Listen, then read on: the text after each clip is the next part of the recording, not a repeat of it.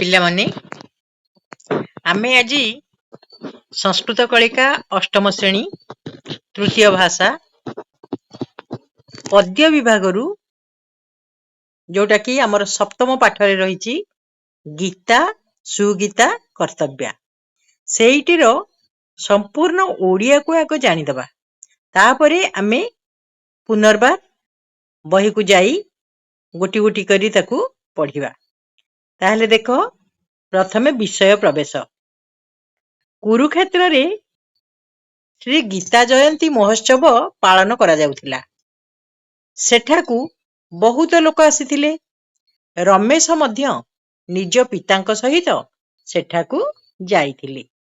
ସେଠାରେ କଥାବାଚକ ଗୀତାର ବିଷୟରେ କହୁଥିଲେ। କଣ କହୁଥିଲେ? ଗୀତା ସୁଗୀତା କର୍ତ୍ତବ୍ୟା କିମନ୍ୟେହି ଶାସ୍ତ୍ର ବିସ୍ତାରେ ହି ଯା ସ୍ୱୟଂ ପଦ୍ମନାଭସ୍ୟ ମୁଖପଦ୍ମାଦ୍ଭିଃ ନିଃସୃତା। ଅର୍ଥାତ୍ ଗୀତାକୁ ଭଲ ଭାବରେ ଅଧ୍ୟୟନ କରିବା ଉଚିତ। ଅନ୍ୟ ଅନେକ ଶାସ୍ତ୍ର ବିସ୍ତୃତ ଅଧ୍ୟୟନ କରିବାରେ କଣ ଆବଶ୍ୟକତା ଅଛି? କାରଣ ଗୀତା ସ୍ୱୟଂ ପଦ୍ମନାଭ ଭଗବାନ ଶ୍ରୀକୃଷ୍ଣଙ୍କ ମୁଖପଦ୍ମରୁ ନିଃସୃତ ହୋଇଛି।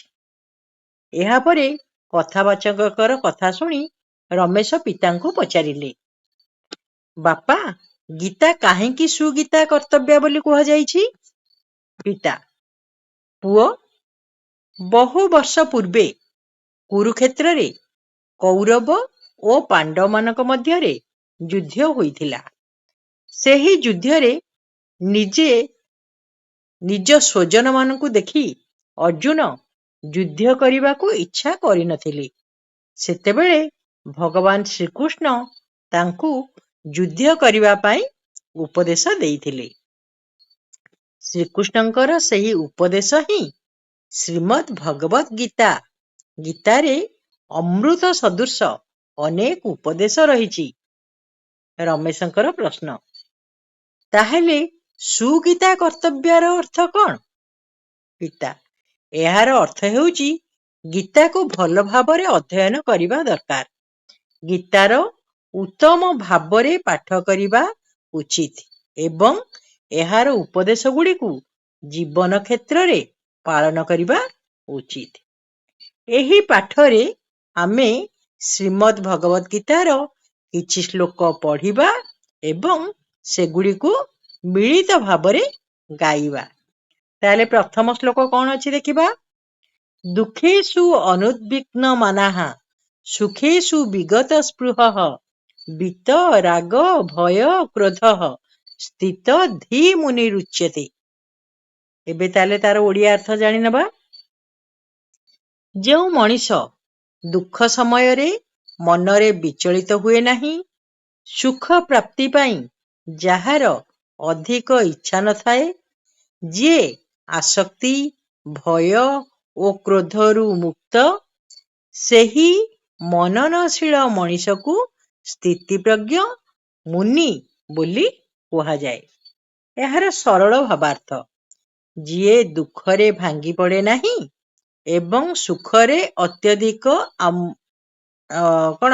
ଆସକ୍ତ ହୁଏ ନାହିଁ, ଯିଏ ଇଚ୍ଛା, ଭୟ ଓ କ୍ରୋଧକୁ ନିୟନ୍ତ୍ରଣ କରିପାରେ, ସେ ହେଉଛି ସ୍ଥିର ବୁଦ୍ଧି ବା ସ୍ଥିତପ୍ରଜ୍ଞ ବ୍ୟକ୍ତି।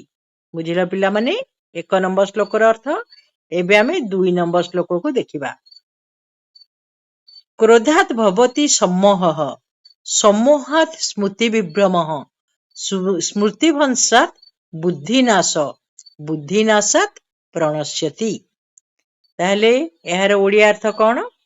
କ୍ରୋଧରୁ ମୋହ ଉତ୍ପନ୍ନ ହୁଏ, ମୋହରୁ ସ୍ମୃତିଭ୍ରମ ହୁଏ, ସ୍ମୃତିଭ୍ରମ ହେଲେ ବୁଦ୍ଧିର ନାଶ ହୁଏ, ବୁଦ୍ଧିର ନାଶ ହେଲେ ମଣିଷର ପତନ ହୁଏ। ତାହେଲେ ଏକୁ ଆମେ ସରଳ ଭାବାର୍ଥରେ କେମିତି ଲେଖିବା? ମଣିଷ ଯେତେବେଳେ କ୍ରୋଧିତ ହୁଏ, ସେତେବେଳେ ତାର ବିବେକ ନଷ୍ଟ ହୋଇଯାଏ। ଫଳରେ ସେ କଣ ଠିକ୍ ଏବଂ କଣ ଭୁଲ ତାହା ବୁଝିପାରେ ନାହିଁ। ଏହାଦ୍ୱାରା ତାର ସ୍ମୃତି ଓ ବୁଦ୍ଧି ନଷ୍ଟ ହୁଏ ଏବଂ ଶେଷରେ ତାର ପତନ ହୁଏ। ତାହେଲେ ଏଇ ପାଠରୁ ଆମେ ଶିକ୍ଷା କ'ଣ ପାଇଲେ?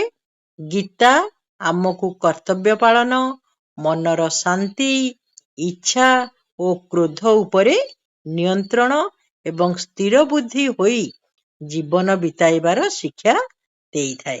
ହେଲା ପିଲାମାନେ, ତାହେଲେ ଏବେ ଆମେ ତୃତୀୟ ଶ୍ଲୋକକୁ ଚାଲ ଯିବା।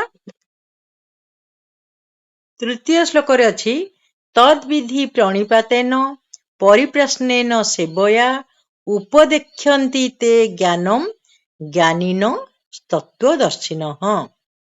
ହେଲା, ତାର ଓଡ଼ିଆ ଅର୍ଥ କ'ଣ? ନା ହେ ଅର୍ଜୁନ, ତୁମେ ଗୁରୁଙ୍କ ନିକଟକୁ ଯାଇ ତାଙ୍କୁ ପ୍ରଣାମ କର, ନମ୍ରତାର ସହିତ ପ୍ରଶ୍ନ କର ଏବଂ ଗୁରୁଙ୍କର ସେବା କର। ତତ୍ତ୍ୱକୁ ଜାଣିଥିବା ଜ୍ଞାନୀ ଗୁରୁମାନେ ତୁମକୁ ସେହି ଜ୍ଞାନ ଶିକ୍ଷା ଦେବେ। ଏବେ ଆମେ ଚତୁର୍ଥ ଶ୍ଲୋକକୁ ଚାଲ ଦେଖିବା କ'ଣ ଅଛି। ଶ୍ରଦ୍ଧାବାନ ଲଭତେ ଜ୍ଞାନମ୍ ତତ୍ପରଃ ସଂଯତେନ୍ଦ୍ରିୟଃ ଜ୍ଞାନମ୍ ଲବ୍ଧ୍ୱା ପରାମ୍ ଶାନ୍ତି ମଚିରେଣାଧି ଗଚ୍ଛତି। ହେଲା, ମଚିରେଣାଧି ଗଚ୍ଛତି। ତାହେଲେ ଦେଖ ଓଡ଼ିଆ ଅର୍ଥ ତାର ଦେଖିବା। ଯେଉଁ ମନୁଷ୍ୟ ଶ୍ରଦ୍ଧାବାନ, ଜ୍ଞାନ ପ୍ରାପ୍ତି ପାଇଁ ଏକାଗ୍ର ଏବଂ ନିଜ ଇନ୍ଦ୍ରିୟ ଗୁଡ଼ିକୁ ସଂଯମ କରିଥାଏ, ସେ ଜ୍ଞାନ ପ୍ରାପ୍ତ କରେ। ଜ୍ଞାନ ପାଇବା ପରେ ସେ ଶୀଘ୍ର ପରମ ଶାନ୍ତି ଲାଭ କରେ। ବୁଝିହେଲା? ଏବେ ଆମେ ପଞ୍ଚମ ଶ୍ଲୋକ ଦେଖିବା। ଅଦେଷ୍ଟା ସର୍ବଭୂତାନାଂ ମୈତ୍ରେୟଃ କରୁଣ ଏବ ଚ ନିର୍ମମ ନିରହଙ୍କାରଃ ସମ ଦୁଃଖ ସୁଖ କ୍ଷମୀ। ହେଲା, ତାହେଲେ ଓଡ଼ିଆ ଅର୍ଥ କ'ଣ?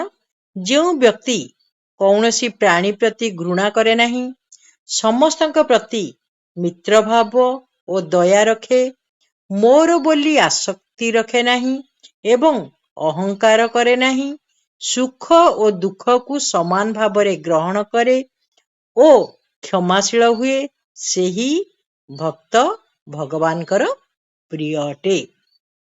ବୁଝିପାରିଲ? ଏବେ ଆମେ ଷଷ୍ଠ ଶ୍ଲୋକକୁ ଦେଖିବା କ'ଣ ଅଛି।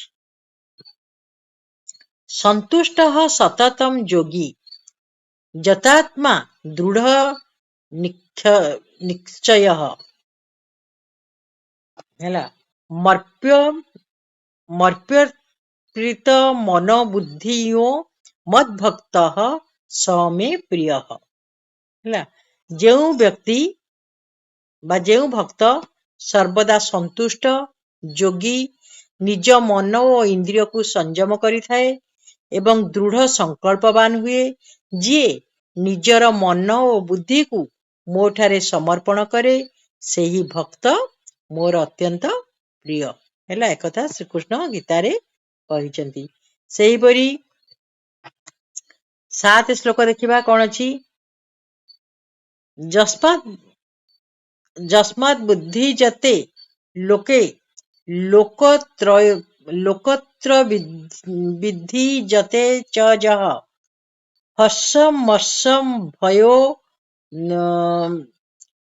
ଦିଗ୍ଧୈ ଭୁକ୍ତୈ ଯଃ ସ ଚ ମେ ପ୍ରିୟଃ। ହେଲା, ତାହେଲେ ଓଡ଼ିଆ ଅର୍ଥ କ'ଣ ଦେଖିବା।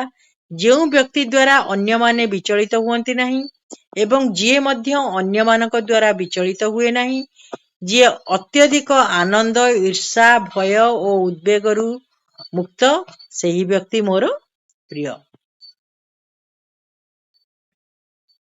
ହେଲା, ଅଷ୍ଟମ ଶ୍ଲୋକ ଅନୁଦ୍ବେଗକରଂ ବାକ୍ୟଂ ସତ୍ୟଂ ପ୍ରିୟ ହିତଂ ଚ ଯତ୍ ସ୍ୱାଧ୍ୟାୟାଭ୍ୟାସନଂ ଚୈବ ବାଙ୍ଗ୍ମୟଂ ତମ ଉଚ୍ୟତେ। ଏହାର ଅର୍ଥ କ'ଣ? ଯେଉଁ କଥା ଅନ୍ୟର ମନରେ ଉଦ୍ବେଗ ସୃଷ୍ଟି କରେ ନାହିଁ, ସତ୍ୟ, ମଧୁର ଓ ହିତକର, ସେହି କଥା କହିବା ଏବଂ ଶାସ୍ତ୍ର ଆଦିର ସ୍ୱାଧ୍ୟାୟ କରିବାକୁ ବାଣୀର ତପ କୁହାଯାଏ। ହେଲା, 9 ନମ୍ବର ଶ୍ଲୋକ ପ୍ରିୟ ବାକ୍ୟ ପ୍ରଦାନେନ ସର୍ବେ ତୁଷ୍ୟନ୍ତି ଜନ୍ତବଃ ତସ୍ମାତ୍ ତଦେବ ବକ୍ତବ୍ୟମ୍ ବଚନେ କା ଦରିଦ୍ରତା। ତାହେଲେ ମଧୁର କଥା କହିଲେ ସମସ୍ତ ପ୍ରାଣୀ ଖୁସି ହୁଅନ୍ତି। ତେଣୁ ସର୍ବଦା ମଧୁର ଓ ପ୍ରିୟ କଥା କହିବା ଉଚିତ। ମିଠା କଥା କହିବାରେ ଆମର କ'ଣ ଅଭାବ ଅଛି? ତେଣୁ ଏଇ ଯୋଉ ଶ୍ଲୋକ ଗୁଡ଼ିକ ଆମେ ପଢିଲେ, 9ଟି ଶ୍ଲୋକ ମାତ୍ର, ତାର ସାର କଥା ହଉଛି ଏହି ଶ୍ଲୋକ ଗୁଡ଼ିକରେ ଗୁରୁ ସେବା, ଶ୍ରଦ୍ଧା, ଜ୍ଞାନ, ଦୟା, କ୍ଷମା, ସଂଯମ, ସନ୍ତୋଷ, ନମ୍ରତା ଏବଂ ମଧୁର ବାଣୀ ଭଳି ଉତ୍ତମ ଗୁଣ ଗୁଡ଼ିକ ବିଷୟରେ ଶିକ୍ଷା ଦିଆଯାଇଛି। ହେଲା ପିଲାମାନେ, ତାହେଲେ ଆମେ ଏହାର ଓଡ଼ିଆ ଅର୍ଥ ଗୁଡ଼ିକ ଜାଣିନେଲେ। ପରବର୍ତ୍ତୀ ପିରିୟଡ଼ରେ ଆମେ ପୁନର୍ବାର ସଂସ୍କୃତର ବ୍ୟାକରଣ ସହିତ ତା ଭିତରେ ଯାହା ଅଛି ତାକୁ ଟେକ୍ନିକଲି ପଢିବା। ତାହେଲେ ଆଜି ପାଇଁ ସମସ୍ତଙ୍କୁ ଏଇଠି ରହିବାକୁ ପଡିବ। ଧନ୍ୟବାଦ।